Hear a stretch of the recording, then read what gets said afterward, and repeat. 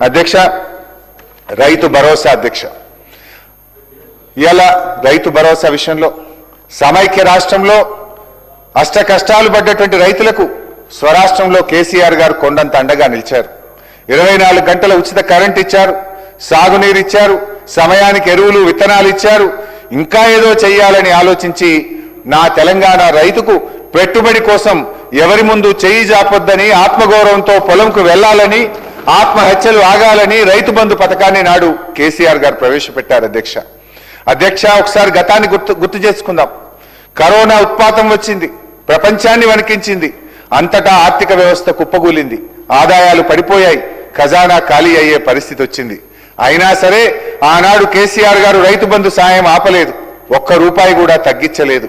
Corona కష్టకాలంలోనూ కడుపు గట్టుకోనైనా సరే రైతు బంధు ఇచ్చింది నాటి ప్రభుత్వం. మొత్తం 11 విడతల్లో 72,000 కోట్లు క్రమం తప్పకుండా రైతుల ఖాతాల్లో జమ చేసిన అరుదైన రికార్డు మా బీఆర్ఎస్ ప్రభుత్వాన్ని. మేము ఎన్నడూ ఒక్క సీజన్ కూడా ఎగ్గొట్టలేదు అధ్యక్ష. కానీ ఇవాళ ఏం జరుగుతుంది అధ్యక్ష? మార్పు మార్పు అని ప్రజల్ని ఏమార్చినటువంటి వాళ్ళు ఏం మార్పు చేశారో ఇప్పుడు చెప్తాను అధ్యక్ష.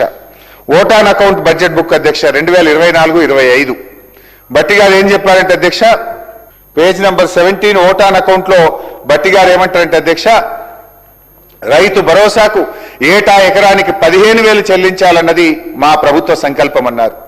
రెండో బడ్జెట్ అధ్యక్ష, రెండో బడ్జెట్లో ఏమంటారంటే 14వ పేజీలో రైతు భరోసా పథకం కింద రైతులకు ఏడాదికి ఎకరానికి 12,000 రూపాయలు అందిస్తాము అన్నారు. ఓటాన్ అకౌంట్ లో 15,000 అన్నారు, మొదటి బడ్జెట్లో 15,000 అన్నారు, రెండో బడ్జెట్కి వచ్చేసరికి ఎకరానికి 12,000 ఇస్తామని చెప్పి బట్టి గారు సెలవిచ్చారు అధ్యక్ష. అంటే ఒక్కొక్క పేజీ తిప్పుతుంటే ఒక్కొక్క 1000 కరిగిపోతా ఉంది అధ్యక్ష. ఒకసారి మేనిఫెస్టోలో కూడా ఏమన్నారో చూద్దాం అధ్యక్ష. మేనిఫెస్టోలో వీళ్ళు ఏమన్నారు అధ్యక్ష, ప్రతి రైతుకు ప్రతి ఎకరానికి 15,000 రూపాయలు ఇందిరమ్మ రైతు భరోసా పథకం కింద ఇస్తామన్నారు అధ్యక్ష.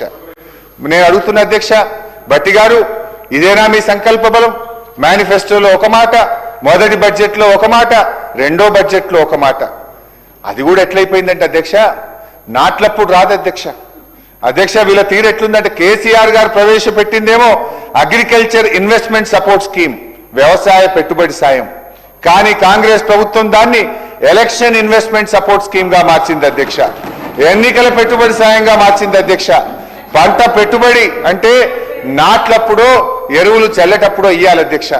కానీ మీ రాజ్యంలో నాట్లయిపోయి కోతలైపోయి ధాన్యం కల్లాలకు వచ్చిన రైతు ఖాతాల్లో పైసలు పట్టలేవు అధ్యక్ష.